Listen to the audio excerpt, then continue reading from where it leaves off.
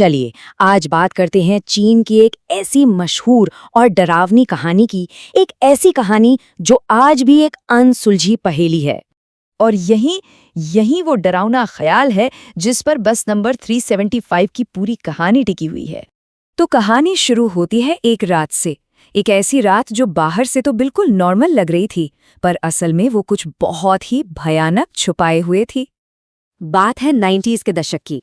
Beijing की एक बहुत ही ठंडी रात थी और सड़कें घने कोहरे में डूबी हुई थीं। ये उस रात की आखिरी बस थी अपनी फाइनल ट्रिप पर। बस में लोग भी बहुत कम थे और रास्ता तो क्या ही कहें, बिल्कुल सुनसान और डरावना। बस उस घने कोहरे को चीरती हुई आगे बढ़ रही थी कि तभी ड्राइवर को सड़क के किनारे कुछ लोग खड़े दिखाई दिए। उसने जोर से ब्रेक मारा। उनके कपड़े बहुत ही अजीब थे, मतलब देखकर ही बेचैनी हो रही थी। ऐसा लग रहा था जैसे वो लोग इस जमाने के हैं ही नहीं, किसी पुराने दौर से आ गए हों। अच्छा, कंडक्टर को तो लगा कि शायद पास के किसी थिएटर के एक्टर होंगे, तो उसने ज्यादा ध्यान नहीं दिया। पर बस में बैठी एक बूढ़ी औरत का दिल बुरी तरह घबरा गया।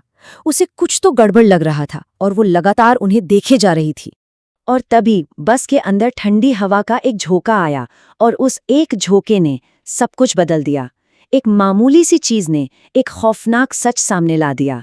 उस औरत ने देखा कि बीच वाले आदमी का कोई चेहरा था ही नहीं। चेहरे की जगह बस एक सपाट चिकनी चमड़ी थी। और फिर उसकी नजर नीचे गई और ये देखकर तो उसके होश ही उड़ गए। उन तीनों में से किसी के पैर नहीं थे। वो चल नहीं रहे थे, वो हवा में तैर रहे थे।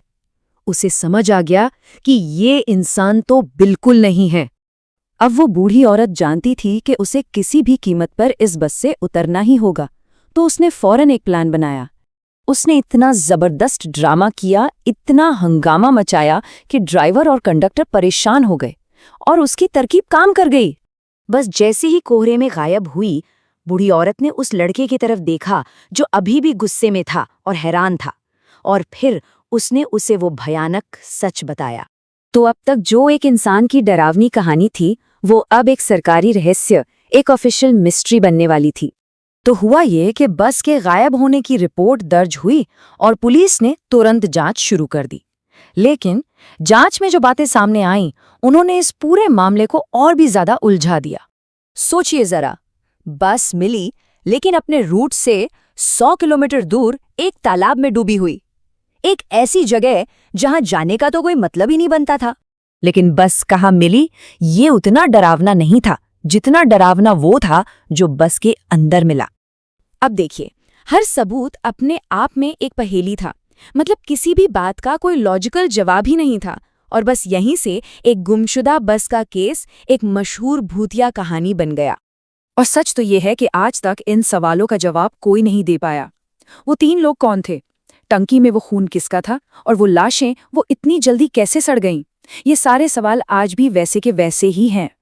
और ये कहानी हमें एक आखिरी बहुत ही डरावने ख्याल के साथ छोड़ जाती है कि शायद वो बस आज भी हर रात चलती है, अपने अगले मुसाफिरों को ढूंढते हुए।